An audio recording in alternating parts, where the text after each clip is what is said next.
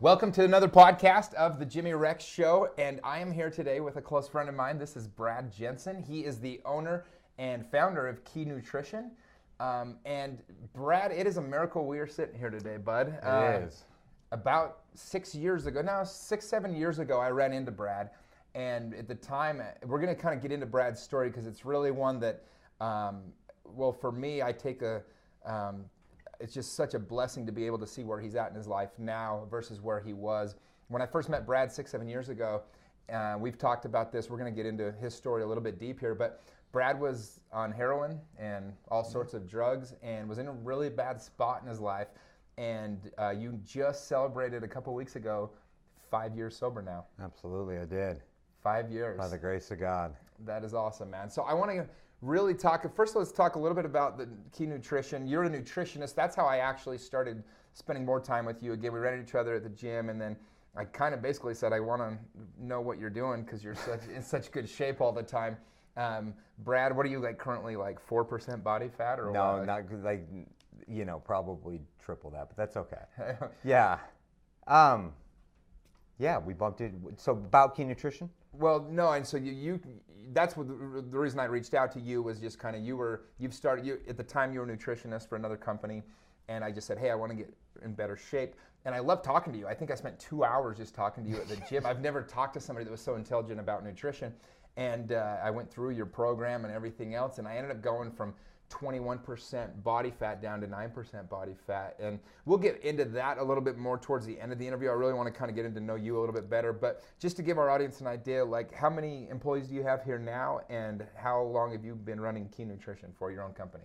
So I've been running Key Nutrition since March. After a lot of years at another company, I finally decided to face my fear and take a leap. And so it's been great. We started off with a good infrastructure, and we got eight people working for me now. Awesome. Yeah. Awesome. And that's from literally, 5 years ago, I visited you. 6 years ago, I guess, when you were in the middle of everything in jail, if you remember. I do. I vaguely remember. I actually bailed you out once. Oh, I remember. So tell that. And then I didn't pay the bail. Yeah, you and tried then to the bounty jump hunters bail. were going to... Poor Jimmy. Oh. Nicest guy. And by the way, don't ever, if you're listening to this, don't ever bail your friends out of jail. It's not what they actually need. I was just trying to help at the time. I didn't know any differently. But I want to dive more back. Let's back up in your story, though. I think it's important people see where you came from, and then we're going to dive into kind of how you built this great company that you're running today. But so you grew up in Murray, and then at what age did you start having your first run-ins with drugs and things like that, bro? So I remember, I make a joke that I feel like I came out of the womb just restless and irritable and discontent. Just always by nature as a kid, I remember just feeling like I didn't quite fit in. Everyone else would be out there and I'd be with them, but I just felt like I was always on the outside looking in. And I remember just always kind of feeling this void inside, and I wasn't sure what it was. And about 12 years old, I had my first drink of alcohol at a buddy's house. His parents were, going through a wild phase, would leave us alone. And I remember taking that drink, and I remember how awful it was going down my throat. But then I remember once the feeling kicked in, I remember just taking just a deep breath. And it was like for once I was just okay for that brief second being Brad. Mm-hmm. And, from there, it just progressed. And so that about 12 years old was when I started getting into it. So 12 years old, that's so young, right? Right. And so what happened? So then from there... And I come from a good family too. It wasn't like I come from the hood. I came from a really loving, good family. And so, at 12 years old, took that drink, and it was like, all right, cool. It was almost this kind of well, that's what I've been looking for. And it just progressed. And I remember... and I was still a good kid. My parents had no idea that on weekends I was drinking alcohol as a 13-year-old, 14-year-old. And, as I got into high school, and during that phase too, I think it's important to know in junior high, I went through that awful chubby phase that a lot of before you've hit that growth and height. And I was picked on, and it was a little bit lonely place to be, which is also where I found my passion for fitness. But And so during so those are the toughest years anyway, right? 7th, 8th grade. I mean, you're just so self-conscious about everything. And so you were dealing with having self-image issues as well, and was that kind of part of why it sounds like to you drinking kind of became more of a release and you could kind of just be free of who you wanted to be? Absolutely, yeah. And I knew, you know, what's funny was at that time, I got more and more into partying, kind of the drinking scene, and I'm talking a drinking scene, you know, and I'm a 9th grader. And keep in mind, my parents had no clue. Like, and I think this happens more than people really want to open their eyes to admit. And it was interesting at that time is when I also started to find my love for fitness and nutrition. And I'd take my bike to Barnes & Noble, a bike. This was like when AOL had to like. Sure, yeah. It would have been a lot easier nowadays. But in 1998, I had to take my bike. I took my bike to Barnes & Nobles and I started picking up every book and magazine that I could on fitness and nutrition, and it fascinated me. It was the first time in my life that I truly felt passionate about something. I was fascinated by it. So I started creating my own meal plans. I mean, I'm taking tuna fish and brown rice to school as a sophomore in high school, and I'm eating this is it back cold. before it was cool to do such things. Yeah, it was not cool then to meal prep. Meal prepping was not a thing yet. You were the weird kid at that point. Right. But what I saw was my body change, and I was even more fascinated by it. I was fascinated by this food and these workouts could change your physique, and I just started exploring. I couldn't put books down. I started exploring more and more and more. And during that time, too, I had realized that drinking was not going to help my fitness goals. Sure. I realized, okay, that's going to be bad.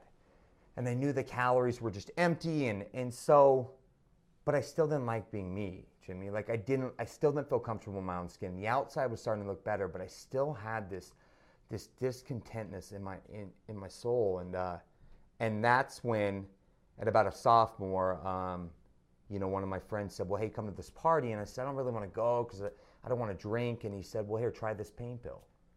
And that's when it changed. That was the second thing in my life that I'd ever felt passionate about. Okay. And so I want you to kind of, if you will, open up, because I think so many people, hopefully, that have had the same similar experiences that you had. This is not an uncommon story, I don't feel like, right? And so you take this pain pill, and tell us kind of what happened then. Tell us from that point to how you ended up in prison. I think that's an important gap, and what happened in that portion of your life. Yeah, I took that pain pill, and I remember thinking, this is what I've been looking for. The combination of looking good on the outside and then this pill, and I chased that, and as a junior and senior in high school, and keep in mind, all this being said, my good Mormon faith still had no idea. Like I wasn't failing in school. I kept up on all that, and it just progressed. It's a progression. It gets worse, never better. That's been my experience with people who truly suffer from the disease of alcoholism and addiction. Sure. And I didn't know that at the time, but by a senior in high school, I was making runs down to Mexico and back, and I was full blown hooked on Oxycontin. I didn't know I was hooked at that moment. I didn't know because I always had some. And my senior year of high school, I went down with a bunch of guys that I thought were really cool, a few years older than me, and went down to Lake Havasu, and I had forgot my pills when I got down there, and I started to get sick. And I thought I was just getting the flu. I didn't know what withdrawals were.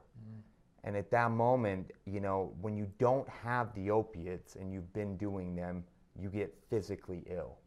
And this guy looked at me and he said, well, you're detoxing, man. You're withdrawing. I said, what's that? And he said, you need some opiates. And so he pulled out some heroin. And I said, oh, no, I don't do heroin. That's gross. I'm a little better than that. Yeah, sure.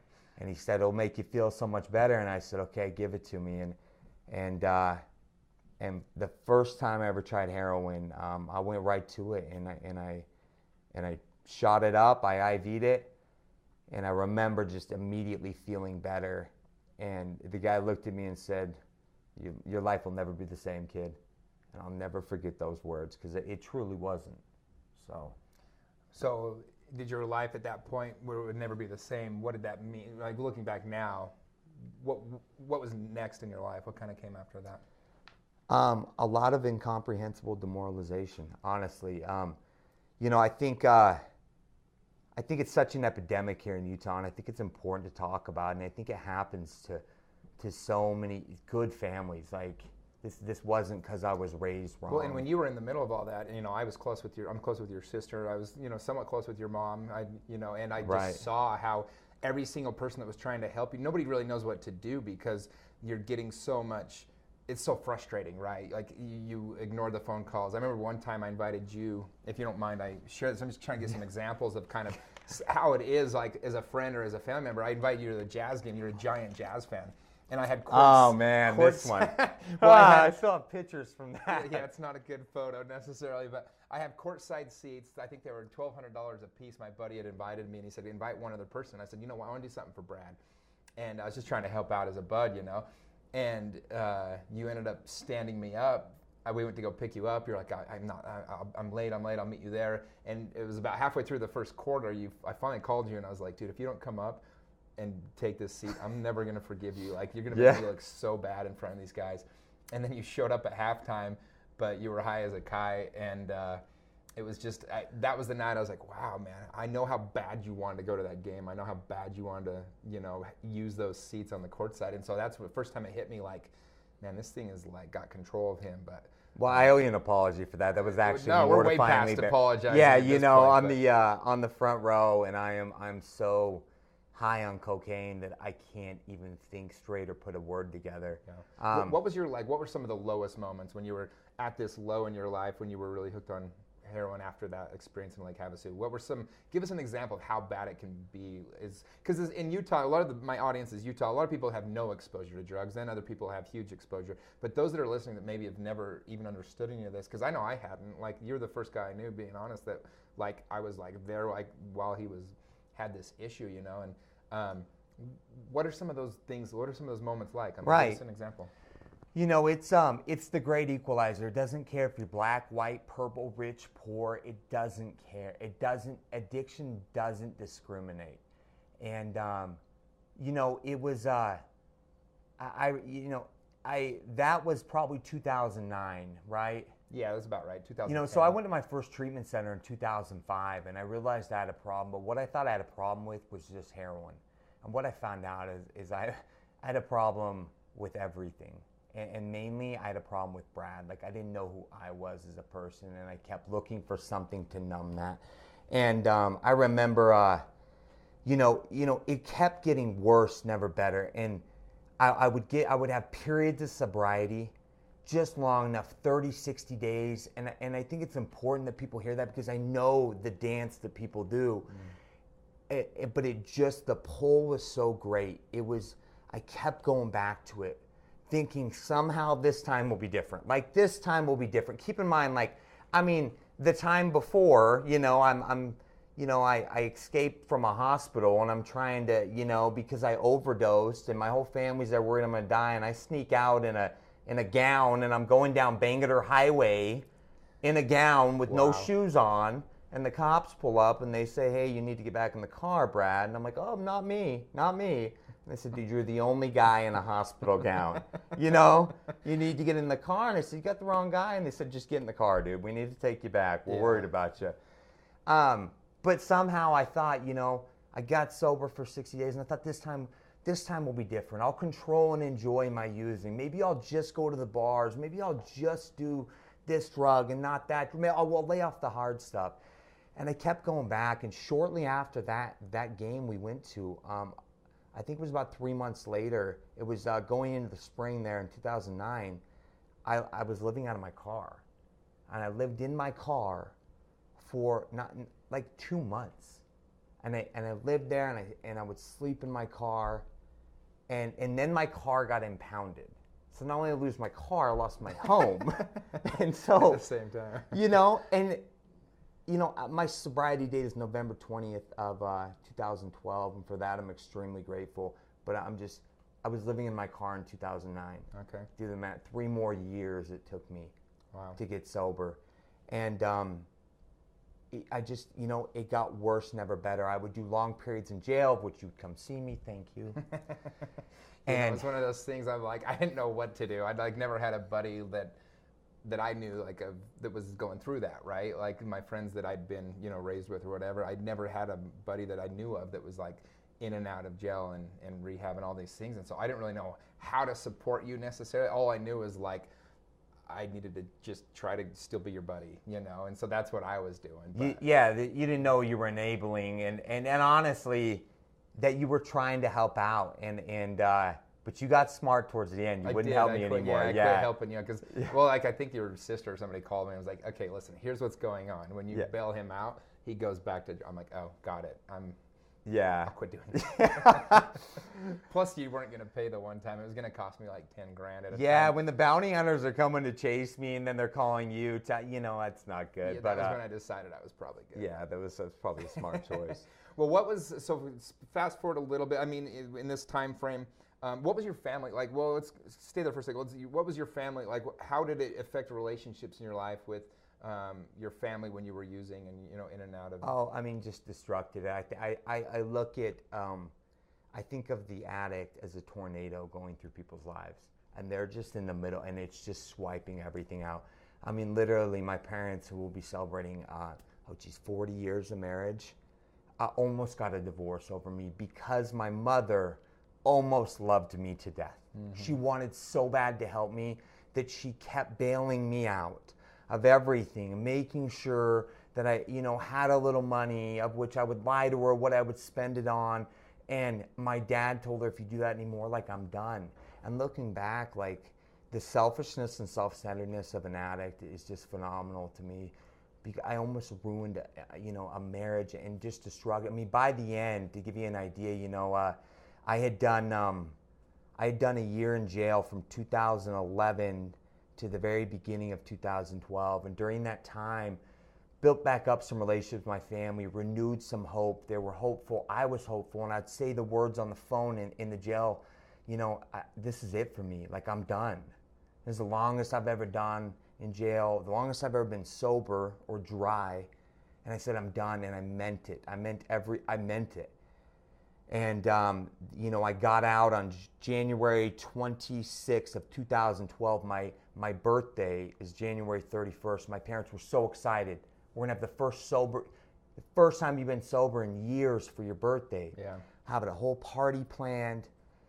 And January 30th, it came back, and I hadn't done any actual work. I'd just been dry. I hadn't actually had I hadn't changed who I was as a human. I hadn't done the work. And I made the call to the drug dealer, and I couldn't even lie to myself that this time was be different. I got that stomach in my feeling, and I just don't go. And I got in the car and I went, and I'm crying the whole way there because I know that this time will not be different. I know what happens when I start using. Everything goes down. I couldn't lie to myself, and I still went and did it. And needless to say, I did not show up to my own birthday party the next day. Wow. And, my family cut me off, and because of them doing that, and I think it's really important that people know that, my parents cutting me off and telling me, we love you, but until you actually want to get sober, we can't have you around, was the best thing that ever happened to me. Was that your rock bottom when you missed your own birthday party? I think but then I didn't stop. I went that next year, from that day until I got sober in November, so about 11 months, 10 months, was the worst 10 months of my life. My family was done enabling me. I started linking up with people that I never thought I would. I was running around with some white supremacists. I was, they called me Pretty Boy on the streets. That's not a cool street name, just so you know. Like, other guys were named like Crazy and Loco, and then they'd call me Pretty Boy. I was like, can I get a new street name? That's like, new street name. That's funny. When I was running around with a pretty gnarly crowd, like even things to that point that I thought, well, I'll never do. And I saw some really, really horrible things happen during that year. And my family they just said, we are not going to bail you out this time. I'd been to 5 treatment centers by that point. I'd been to jail. I can't even tell you how many times. And they just said, we can't do anything for you. Like, when you're sober for 30 days, you can call us and we can chat. And it got worse and worse. And usually something intervened. The cops, my parents, rehab, something. And nothing intervened. Like, it just kept going. And now looking back, I think it was God finally allowing me to not just hit a rock bottom, but to really sit in it, And my rock bottom, like, I was living in a hotel this time, not my car. So, like, I don't know if the physical circumstances were worse, but I think the gift of desperation that I received on November 20th is that the drugs stopped working, no matter how much. I mean, and I was doing heroin, I was doing methamphetamines, I was trying to anything I could get my hands on to alter this, to numb myself inside, and it stopped working. Like, I remember I couldn't put enough drugs in me to fill the hole. Wow. And I think that, and then that's when I finally decided to make a change. And so November 20th, 2012? Yeah. And that was your day. Well, and so you've been sober for 5 years. From that day forward, you started building your life back up. And I mean, how does that feel to look back now where you were? Because I honestly was waiting for the phone call. I thought you were going to die in that year. Like, yeah. I was just waiting I met you once at a motel just to see how you were doing, I think, if you remember. I do. It was a Motel 6 in Midvale. I don't even know why. I just went to check on you, and I left there basically in tears, just thinking, I might not ever see that guy again, And anyway, but then all of a sudden it was like you got this, this entire life changed around. And so what became your big why once you got sober? Obviously, I mean, you've not only have you gotten sober, you've built this great life. You just got married to a beautiful woman. Yeah, way above my league. Yes, she is. Yeah. And and then you also, I mean, you're killing life. You're doing business. You guys are kind of getting ready to have a kid here. Is what you're kind of thinking is the next process in life. And you've helped so many people in your life. Now that's what you do. Like, I know for me, I've always kind of been a little bit out of shape, more than I want to be. And it was for the first time in my life when I started working with you. And I saw how this was 2 years ago, but I saw how you run your business. You're not only just running a business, but you were killing it. Like, you were so good at what you're doing. You're so good at it. I went down to 9% body fat, and I've referred like 20 friends to me because they all saw me and they were like, all right, what are you doing? Anyway, but so what's become your big why to keep sober and to stay sober? How does that, and is it a daily struggle still, or is it kind of now you've got your why, you got your purpose and you go forward? So when November 20th came, and I actually ended up in the back of a cop car after my grandfather's funeral, carrying his own, and I believe there was some kind of, and I didn't go to jail for long, but just long enough. And I remember thinking in the back of the cop car, I told the cop, I said, I'm actually excited to go, I'm done. And he says, you know how many times I've heard that from the back of a cop car? And I said, you know how many times I've said that from the back of a cop car? And I remember, so I had gotten involved, I got my personal training certificate when I was still in high school, and it's really the only job I've ever done. So when I talk about these years of incomprehensible demoralization there was periods in there where I was still working, like up until about 2009 when it got really bad. Like, I was able to hold a job and kind of look okay, but then, when I left work, it was just a mess. Yeah. So I'd been ingrained in the fitness community with personal training, and then I started working, doing more nutrition consulting. And so I knew I loved it then, but I loved drugs and alcohol more. That was the problem. And, when I got sober, I got out of jail with nothing to my name. I had a garbage sack with one pair of clothes and clothes on me, and I went to an Alcoholics Anonymous meeting, and I remember sitting in that meeting thinking, like, one day, like, this is going to be my time. I'm going to get back doing what I love. And it was never a question if I was going to get back into the field I'm in now. Mm-hmm. It was just how quick I was going to get there. So I started waiting tables right away because it was the only job that would hire me right away. you know, and built up a little bit of credibility enough, you know, 60 days sober, that I got my foot back in the door in this industry. And, you know, it's funny, my mom always says, you have such a high IQ. And I said, no, I bullshit, I don't. I don't. I know my lanes. And I'm telling you what, if you want to talk about recovering from drugs and alcohol and what that looks like, or nutrition and fitness, like, I'm all about it. Let's go there. But if you want to talk politics or anything else, like, you will never hear me so quiet because I don't know that much. But there's some genius in that, right? Like knowing, I mean, that's why I wanted to get you on, both to talk about your recovery, but then also to talk about, as a nutritionist that, you know, I think is as good as anyone I've ever seen or met talk nutrition. And that is your expertise. And you've recognized that. I always say, you know, focus, becoming an expert, becoming great at something requires extreme focus on that one thing. Right. And that's kind of what you've done with the nutrition stuff. Yeah, I knew I loved it, because it's the only thing that ever excited me as a kid in school. Barely got good enough grades to get by, but I knew that this fascinated me. And, you know, I started doing it again, and I absolutely have a love for just helping people, seeing the light come on, being able to, you know, I really excites me. I dig everything about it. I think that, you know, I got back into it and immediately hit the ground running. And I think it was huge for my early recovery, my sobriety, to see that I could make a difference in someone else's life, whether they were paying me for it or not. Well, that's, I think, the 12th step of AA, right, is to give back or help somebody else. Yeah. Essentially. But that whole idea of, you know, the whole Tony Robbins life is about contributing. As soon as you're able to start helping other people, that gets addicting in and of itself, becomes a new addiction. Right. The addiction of helping others. Absolutely. And in your career, I think that's a blessing that you have, is that's what you get to see all day long as person. I mean, how many people have you now helped hit their fitness goals or lose weight that have come in to see you since you, in the last 5 years? In the thousands. Yeah. Yeah. Yeah. Yeah. I mean, what a gift to see that every day, right? I mean, every single day, that's what you're doing. Absolutely. I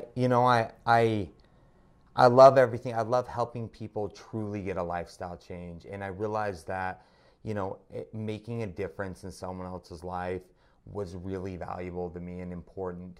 And you know, so I also continue to, you know, give back what was so freely given to me in 12-step rooms, and be able to help other guys, you know, expecting nothing in return. So you go every week to AA? Or? Oh yeah, I'm still in Grant. I go to actually have a men's meeting here on Tuesday nights, and I still have my regular one group. I was going to 7 meetings a week the first year. Wow. And you know what? But I'm still really regular at 2 meetings a week, and I think it's important for me to go back and give back and show the newcomer, the guy that was in my shoes with 5 days sober, like, you can do this too, because you know my story was not pretty. And I was of the hopeless variety. Like I was the junkie that that everyone, you know, wrote off for good reason. And you know, I found that I was just so passionate about this line of work, helping people really have a practical lifestyle change, like not a fad, not a phase, how to do it right, how to educate people. And you know, I was working for a different company and did really well there, and kind of saw I hit my ceiling. Mm-hmm. It's about as much as I'm going to do. I can only cram so many people in 1 week. And I remember having the thought, well, just go start your own thing. And then that fear kicks in that says, well, you can't do it.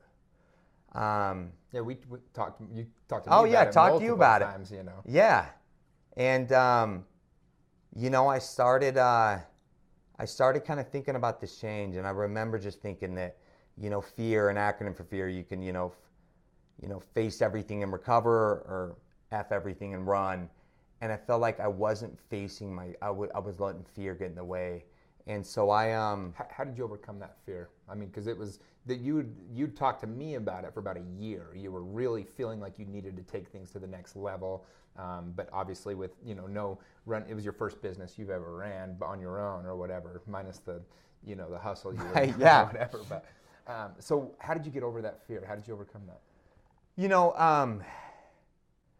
what happened is I because of going through recovery, because of getting to know who I am, what I value, what's important to me, it just wasn't sitting right with me. And I realized I was getting more unhappy doing what I love. And the situation wasn't the best at the place I was at, but I continued to stay in it. And I remember, listening to this podcast, and it said comfortability was never happiness. And I was like, man, I'm just staying so complacent and comfortable. I want to say that again. Comfortability was never happiness. Right. I love that.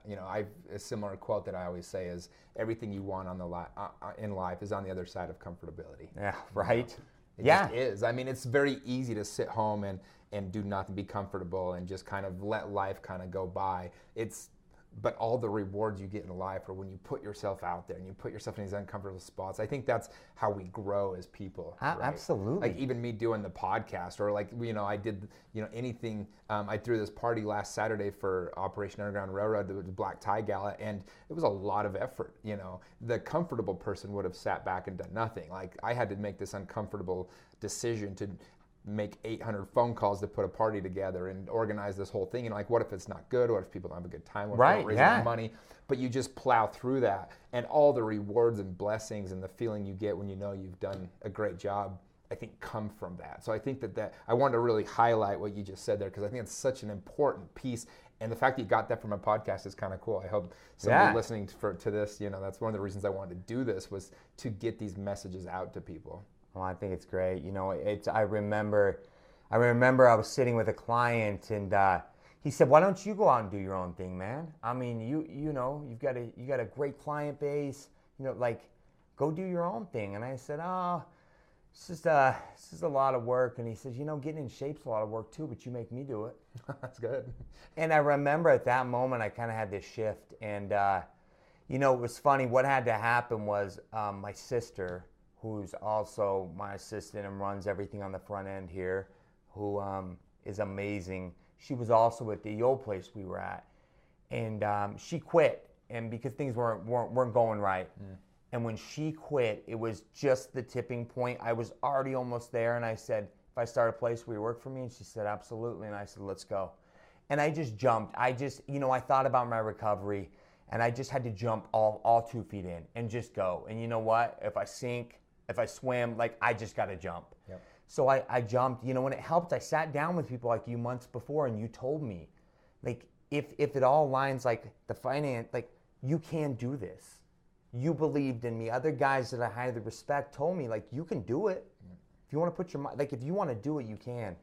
And we jumped over and we started it, and it's I've been overwhelmed with how successful it's been, and I think it has so much to do with the great team I have around me. I was able to hire a staff, but I'm telling you, me being spiritually fit, because that's what being in recovery means to me today, is that I'm thinking about what can I do for somebody else, what can I pack into the stream of life, because I was a taker my whole life.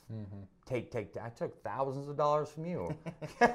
I got a lot of free training once you that's you part got of the amends together, process. So. I said, "Jimmy, I was 8 months sober. I said, I can't repay you because I don't have any money right now, but I'll train you for free." And so he took me up on it. And because of that, I believe that I was in tune enough spirit. I got the right people, and I got great people around me. And, we got about 250 clients, 260 clients coming in and out of here every week. Wow, that's great. And it's, I remember thinking, I still... being a drug addict, and I was selling drugs too for a while. That's the ultimate entrepreneurship. I had to grind every single day to make sure that I had enough, so the next morning I didn't wake up dope sick. And I did it somehow. Yeah, there is a business side to that whole thing, right? You probably learned so many business principles, unfortunately, in a horrible setting. But when you jumped into this, I mean, I'm sure you were still, learning and hustling even then. And so it wasn't a completely foreign thing to start your own business, I guess, at that. No, if that makes sense. No, you know what? And I'm lucky that I had great people to lean on, and and I consume a lot of content. But I remember kind of relating. I'm like, if I can't, somehow I supported $150 heroin habit a day with no job for a full year. Some of it was criminal activity, but we won't get into that. You know, but honestly, it was, and so I knew I could do it, and I knew that I think my experience going through all that, I'm seeing now even more why I went through it. Like, you know. Yeah, you're able to see a lot of blessings that you're able to empathize with a person and get in their position when somebody comes in here and maybe they have a certain fitness goal, right? And they don't quite hit it, or they fail with what they cheated on their diet. I mean, you've so many times been in that situation where you were trying to make a drastic change and you kept failing backwards, but yet you progressed forward and eventually got there. And a lot of times it wasn't because I didn't want to. Right. I wanted to with every fiber of my being. I just didn't know how, and I wasn't willing to cross that fear barrier to find out how. Well, and I think that's a great place for us to transition into how I want to get into, because you are a nutrition expert, and I want to get into that a little bit. I want to get your background so people could tell, you know, just how much this means to you, because you truly are an expert here. And so I want to kind of dive into that for just a minute. So I know kind of when I started talking to you about nutrition and things like that, you have a program. Explain a little bit of exactly how you do it for people. Somebody comes in, they're not happy with how they look, or they're not happy with their diet. How exactly does your program work for people? What do you do as a nutritionist?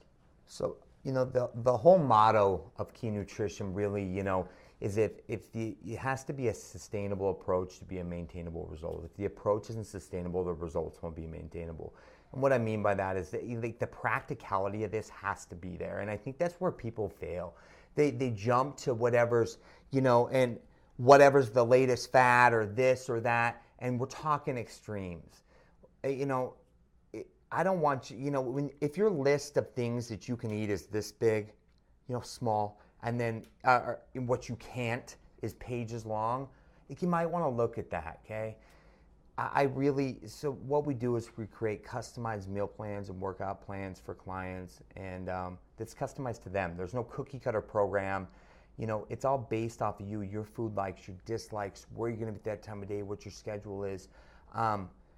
And so there's no one same program. I mean, I was writing programs for you, and you ate out literally every day. So we had to map out business lunches places, and then dinners on dates and things like that. Places to eat, but you were able to do it. You were able to customize the portions. Like, that's what we do. Is it has to be a practical approach, and I think that's where a lot of people fail. So the first thing is it's got to be something practical. But what if, like, a lot of people, because for years I tried to be in shape and I thought I was eating healthy, like eating granola bars, right? And right. Macaroni and cheese I thought was healthy. That sounds dumb now, but I did. Or like milk, right? Yeah. Like all these things that I thought were super healthy. So what advice do you have somebody that's listening? They're like, well, okay, well, like I have no idea where to even start. Minus like hiring a nutritionist, which is a great step. Obviously, I recommend that to anybody that wants to really take it serious. But let's say they're not in a position where they can yet. What are some little things that people can know about nutrition that would be huge stepping stones to get them into better shape?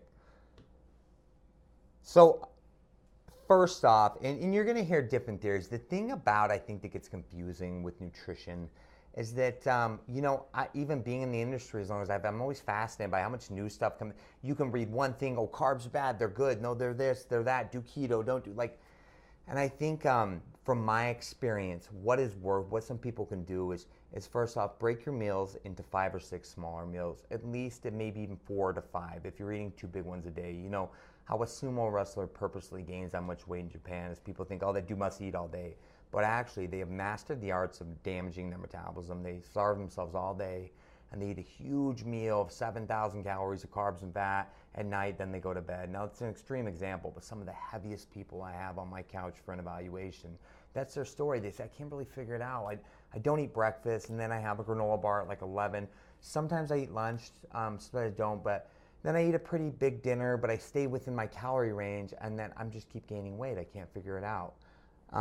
So breaking your meals into smaller, more frequent portions. And what does that do? What's your body doing as you break it into smaller meals? Like, why does that work as opposed to just eating one day? Why does it matter how you consume the calories?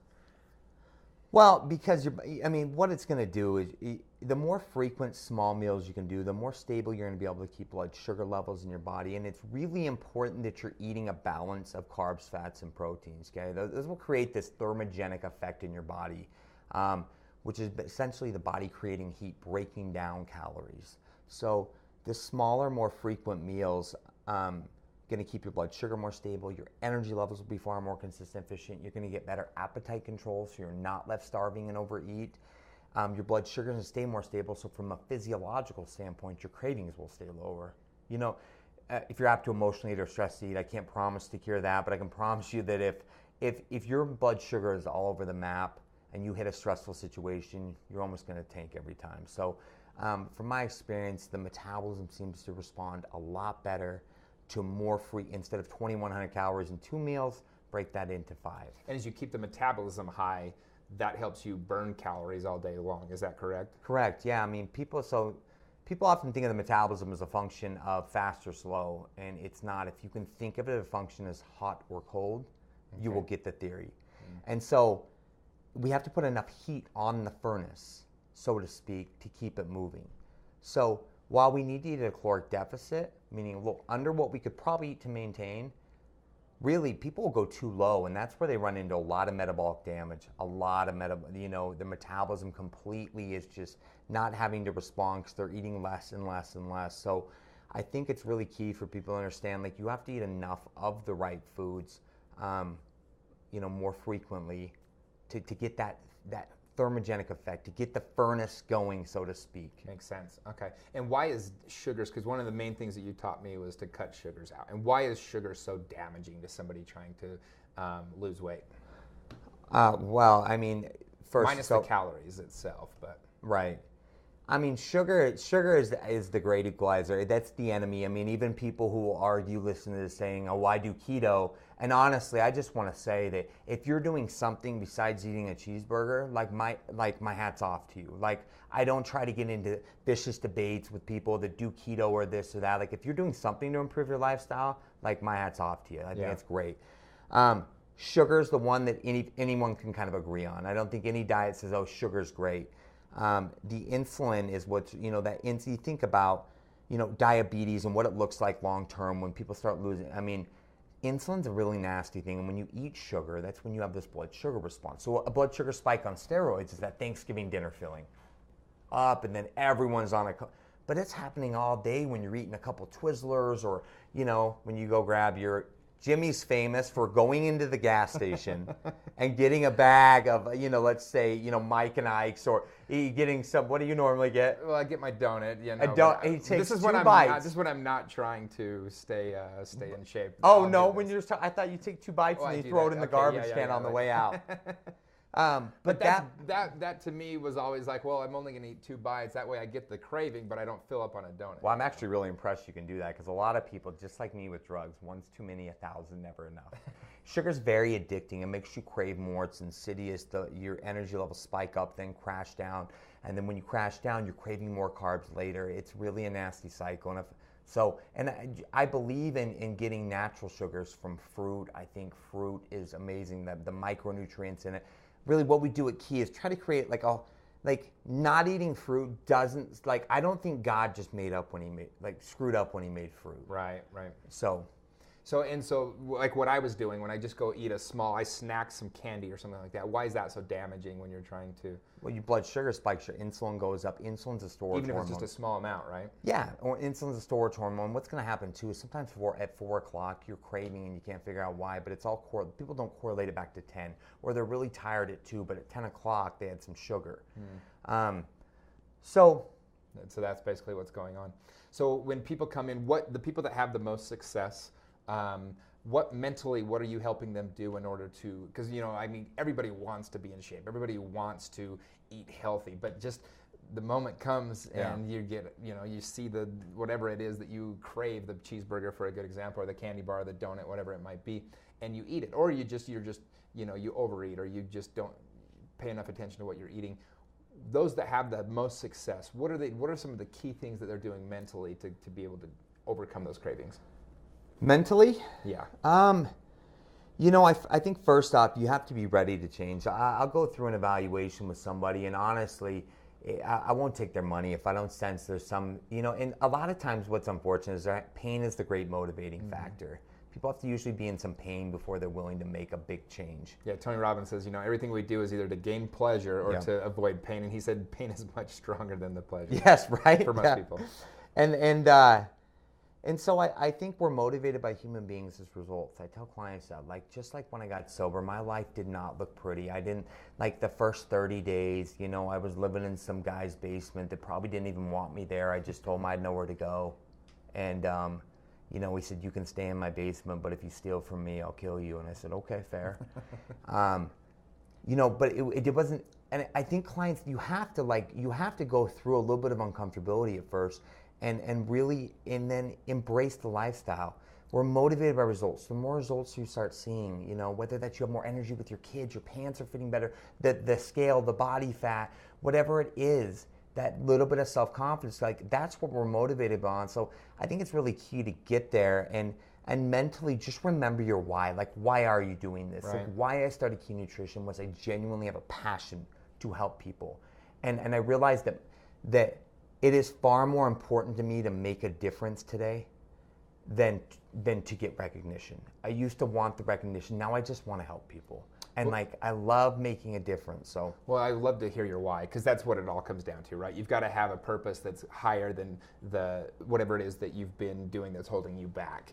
And so I know, with me, when I came in and started the program with you, I think my first week I was 21% body fat, and I went hardcore those first 2 weeks, and it was hard, and I saw a little bit of change, but you can't see much in 2 weeks. But then all of a sudden, we did my body fat, and I was down to 18, and I was like, oh, this is working better than I thought. And the next week it was 17, and then 16, and then you kind of stall out for a sec, and then it's 15, and then all of a sudden you go 13. You're like, what the heck? This is great, And as I saw it, and people start complimenting you, and all of a sudden the why of getting in shape, that addiction to the progress and not wanting to go backwards became stronger for me than it did to have my morning donut or whatever it was that was holding me back before. Exactly, yeah. Oh, I love it. Okay. Dude, yeah, you looked good too. Come on, I still look okay. But yeah, I did look really good back then. I went to Lake Powell. That was my big why, though. I was every year, in fact, the year before I'd gone to Lake Powell, and I always kind of wanted to look better than I did. So many guys looked, and they were in such good shape, and it was my own insecurities, right? My own, to be a little bit vulnerable. I just was I felt like that was holding me back from, really attracting the right women and things like that. Just different things that I had, my own little insecurities. And so I said, okay, next year when I come, I'm going to do this. I'm going to get in shape. And so I started back in September. And by the time May rolled around, I'd been doing it for about 6 months. And I mean, I was walking around and I was feeling pretty good about myself with 9% body. And it literally, I think from that trip alone, I got you 6 more guys that wanted to come in. Yeah. Because I realized a long time ago, my best billboard is not one I paid for a Facebook ad with or an I-15 billboard. My best billboard is my current client. Yeah. So I'm very selfish. I was selfishly motivated to help you for me too, because I realized that, nobody's going to be knocking on our doors wanting to come in if our current clients aren't looking really good. So I think just staying on track, getting the results for you is what kept you motivated and gave you a why during that process. And it's always fun to help clients figure out what is their why, And I think it shifts and evolves, but it totally. And that's, I think, what happened with me is once I realized that wasn't what was holding me back, right? That I was actually fine. It was more of a lack of confidence. And once I kind of figured that angle out, and all of a sudden things started going well with the women, I kind of lost that old why, and now I want a new why. That's why I've made a commitment in April, the end of April. I'm doing a fitness show, and Is that the official announcement? Yeah, that's the. Yeah. I've announced it once before. This is happening. Okay. Yeah, the more people I can announce this to, the more I'm going to do it. April, FitCon, Jimmy Rex is doing a show. Bring everybody you know. Let's blast this thing. Yeah, so if I show up, Jimmy's very motivated by that. Fat, that's not going to go over very well. Yeah. Well, I've always admired that about you, man. You said you're going to run a marathon in New York. You did it. I don't even know if you trained for it, but you did it. I didn't, but yeah, I did finish the marathon. And I believe you'll do a show. And I appreciate examples like you in my life that give me the tenacity to keep going. That's you guys I look up to, and a lot of the guys you've already had on the podcast are guys that I look up to, and so thank you guys for being good entrepreneurs, because I'm just learning how to be that myself. Well, you're going to see a lot more of us, because I got to get training. As soon as I get back, I'm going. I'll start second week in January. That's my time frame to get in shape for the show. So. Okay. All right, my friend. This has been real pleasure for me, man. And I'm just so proud of you as a buddy and as a business partner, and always just somebody that I can now look up to. And I love sharing your story. So thanks for letting me share that to all these people. Thank you for letting me share it. There is hope. Thanks, my man. All right, brother.